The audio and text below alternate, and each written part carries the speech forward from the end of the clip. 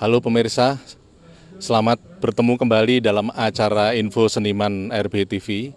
Kali ini saya Argo Pratomo Nugroho sudah ada di lingkungan Museum Widayat yang ada di Mungkit, Magelang, Jawa Tengah. Yang pada kesempatan ini museum ini telah dibuka kembali setelah beberapa waktu museum ini sempat tidur untuk sementara.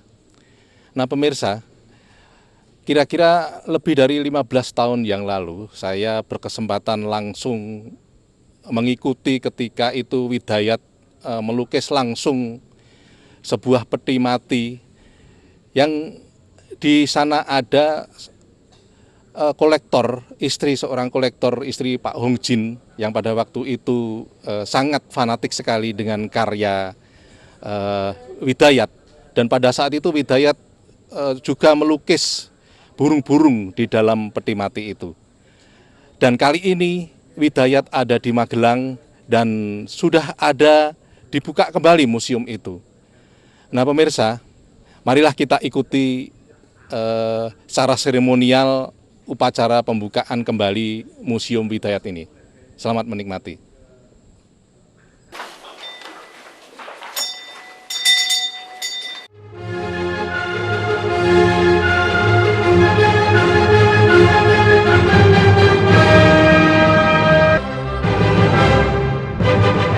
Bagaimana dia ini berkorban, bekerja, segalanya itu untuk mempunyai museum ini. Dari pada waktu beliau itu masih guru, sudah mengumpulkan karya-karya dari murid-muridnya, teman-temannya, untuk kemudian nanti bisa dimuseumkan. Dan itu sangat, saya kira, juga sangat membantu untuk seniman-seniman muda pada waktu itu untuk bisa diperlihatkan karya-karya yang terbaiknya ini kepada umum. Dan bahkan saya mengikuti sekali dari asal mulanya beliau ini merencanakan museum. Mula-mula yang dibeli itu tanah dari Ibu Afandi, dan membeli tanah itu dengan menjual sebuah mahakarya bagus sekali kepada saya. Uang itu dibelikan tanah itu. Saya masih ingat sekali pada waktu itu, bahkan Ibu Afandi juga dibawa ke rumah. Tapi itu pun tidak terlaksana karena itu ada di jalur hijau, jadi izin tidak keluar, sehingga akhirnya dapat tanah ini yang tentunya perkembangannya lebih mudah. Mula-mula kan tidak segini besarnya, dan ketika mau membangun, dananya pun saya tahu sekali pada waktu itu dana pertama yang dikumpulkan itu adalah dari pameran tunggal yang diadakan di Hotel Bali Padma, di mana saya ikut aktif terlibat, dan pada waktu itu sukses besar sehingga bisa mengumpulkan dana permulaan untuk membangun museum ini.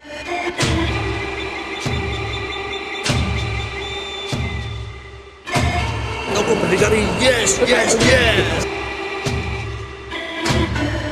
Kongo berdikari, yes, yes, yes. Akhirnya berdirilah museum ini. Saya masih ingat sekali, sebenarnya baru kemarin sore berdirinya, karena pembukaannya itu persis pada hari wafatnya istri saya, harinya, tapi 2 tahun setelah itu. Jadi saya selalu ingat 30 April 94, dan pada waktu itu dibuka oleh Menteri Wardiman. Sejak permulaan dibuka itu saya diangkat menjadi salah satu kurator bersama dengan Pak Bud Mohtar dan Pak Kusnadi. Mereka tentunya jauh lebih senior dari saya, tapi Pak Bud Mohtar belum sempat bekerja, meninggal di meja operasi pada waktu mau dilakukan kateterisasi. Sedangkan Pak Kusnadi kemudian dapat stroke, sehingga saya sendirian, dan kemudian ditambah lagi kurator-kuratornya Pak Encong, Pak Zumarianto, dan Suwarno. Dan setelah Ibu nggak ada, dibentuk lagi 4 orang, sampai akhirnya kita mengundurkan diri Maret tahun 2009 karena pada waktu itu direkturnya yang baru tidak mau ketemu dewan kurator, nggak tahu masalahnya apa, tapi ketemu aja nggak mau. Jadi ya kita tidak ada jalan lain daripada mengundurkan diri. Banyak karya-karya yang sangat penting untuk museum ini terjual. Saya kira dengan segala upaya harus diusahakan supaya itu bisa kembali. Museum ini saksi sejarah, Pak. Karena karya-karya itu nanti dikhawatirkan dijual oleh Pak Bidayat. Jadi bukan untuk koleksi museum entah kapan yang yang sama sekali belum nampak ujung-ujungnya untuk dibangun, Pak. Jadi ada nada-nada sumbang, termasuk ada satu orang asing yang itu, Pak, ya, yang selalu datang menyelidik. Saya lupa namanya. Dia selalu curiga bahwa Pak Bidayat itu mengumpulkan koleksi mahasiswa bukan untuk dijadikan museum, tapi mungkin untuk tambahan dana, untuk mungkin ya dana dapur lah barangkali ya. Nah, begitu museum ini berdiri, saya selalu sangat bersyukur bahwa ternyata apa yang dicita-citakan terwujud dengan baik. Nah, sampai saat itu saya bersyukur dan saya gembira sekali bersama Pak Fajar Siddiq yang menyaksikan bahwa Bidayat itu sejak dulu memang senangannya mengumpulkan lukisan-lukisan mahasiswanya yang dianggap baik. Di samping mahasiswa itu dikumpulkan saja itu sudah merasa tersanjung. Apalagi kalau diganti dengan sekeping dana yang bisa juga untuk membayar SPP atau pengganti membeli cat. Ya. Nah, jadi begitu lukisan itu dipajang di ruang atas yang khusus untuk koleksi-koleksi yang dari seniman lain, maka disitulah kebanggaan dari orang yang pernah memberikan kepada Pak Bidayat. Kalau lukisan Pak Bidayat sendiri dijual oleh pewarisnya, itu urusannya intern. Tapi kalau lukisan yang dipersembahkan, yang dihadiahkan oleh orang lain kepada Museum Bidayat, tahu-tahu dilepas dengan harga, nah itu lebih saru lagi begitu. Jadi perjuangan untuk merebut ini, untuk memperbaiki cita-cita museum ini, saya kira masih sangat panjang, Pak. Jadi malangnya saya tidak bisa berjuang di depan karena dengan satu kata-kata, beberapa patah kata, saya sudah terpental itu. Jadi, kalau saya ikut campur, kamu bukan anak Bidayat, sudah saya lemas itu, Pak.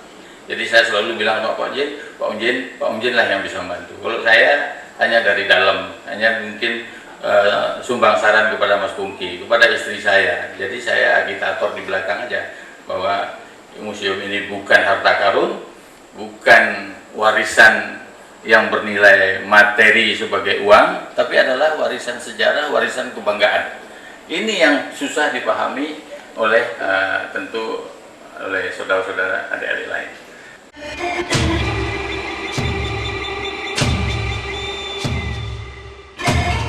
Kamu berdikari, yes, yes, yes. Bongo berdikari, yes, yes, yes. Tapi sebelumnya saya perkenalkan dulu bahwa kami dihadiri juga oleh kakak dari ibu saya,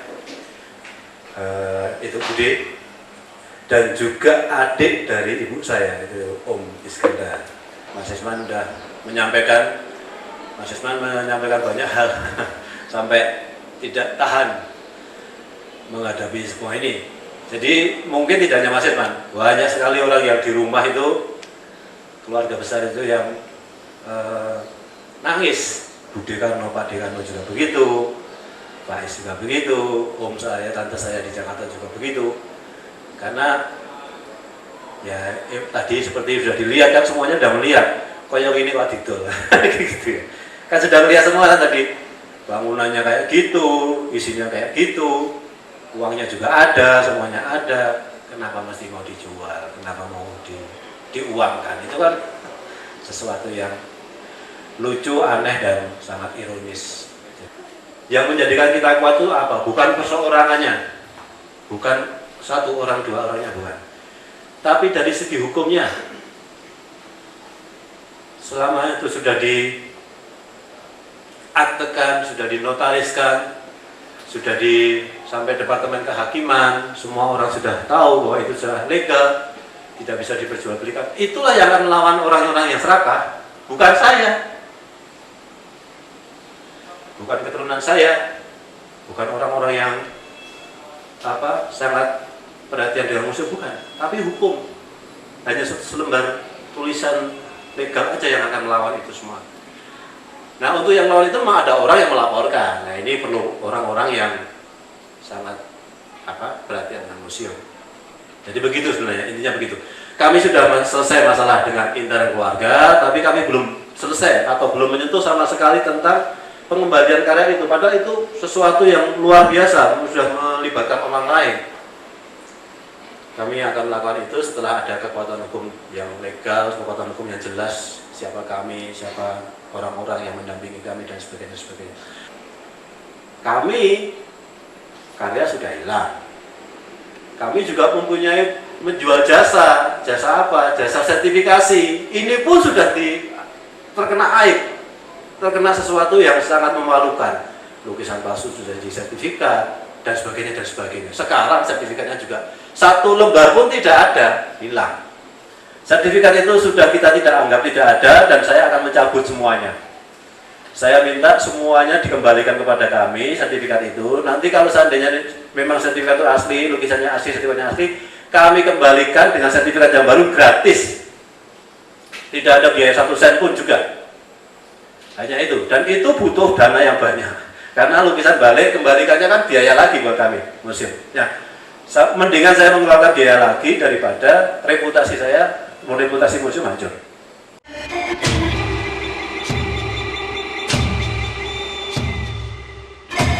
Aku berdikari, yes, yes, yes. Toko berdikari, yes, yes, yes. Pemirsa, kali ini saya sudah bersama dengan 2 orang dekat Bapak Widayat almarhum, yang pada hari ini museumnya sudah di reopening kembali yang ada di Mungkit Magelang. Beliau adalah Bapak Dr. Oe Hong Jin dan Bapak Ayub Rusidi. Nah, kali ini saya ingin bertanya dulu kepada Bapak Ayub Rusidi. Mungkin perlu Bapak ceritakan, Pak, seperti apa kedekatan Pak Ayub Rusidi untuk pengembangan Museum Widayat ini yang akan datang, Pak? Ya, saya tidak bisa dikatakan dekat sekali dengan Pak Widayat, karena saya baru kenal dengan Pak Widayat barangkali sudah tahun 90-an ketika Pak Widayat ke Jepang dan sempat menginap di rumah saya ketika itu saya tinggal di Jepang. Baru sejak itu barangkali lebih akrab dengan Pak Widayat. Sebelumnya memang Widayat sebagai pelukis saya ketahui. Dalam hal ini ada yang aneh, karena saya mengenal semua kawan-kawan Pak Widayat di Jogja yang aktif pada tahun 50-an. Tapi anehnya dengan Pak Widayat tidak ketemu. Ya. Dengan Hanrio, dengan Fajar Sidik, Abbas Ali Basah, Nasah Jamin, semuanya saya kenal baik. Saya juga tidak mengerti mengapa sampai begitu.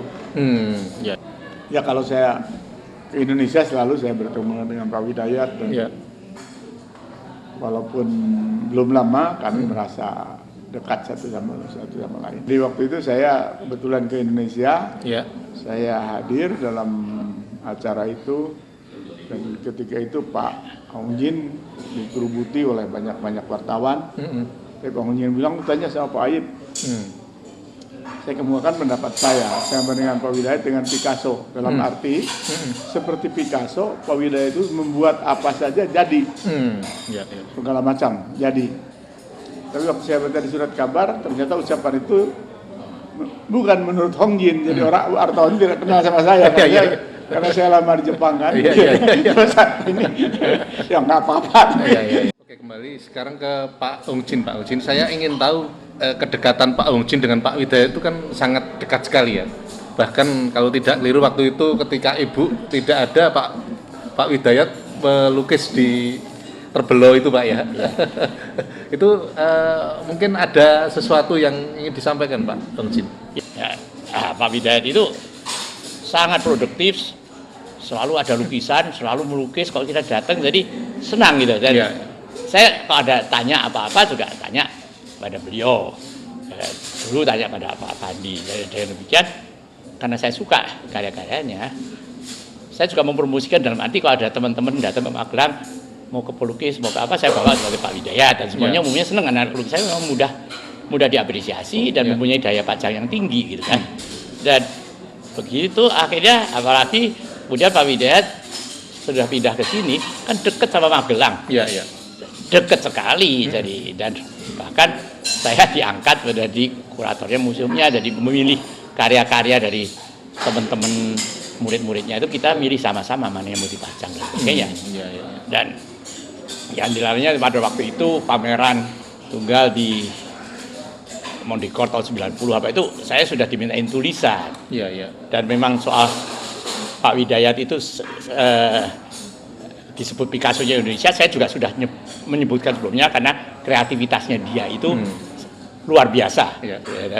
Jadi tidak ada duanya. Iya. Bahkan dia akan lebih kreatif dari Pak Afandi, dari Endra dan sebagainya. Pak Afandi kan selalu butuh objek. Iya. Cuma tentunya gayanya lain. Gitu. Dan Pak Widayat ini memang sangat peduli untuk memperhatikan museumnya ini. Saya tahunya dari setiap kali tanya kepada saya bagaimana ya. Sepertinya itu sudah ada kekhawatiran.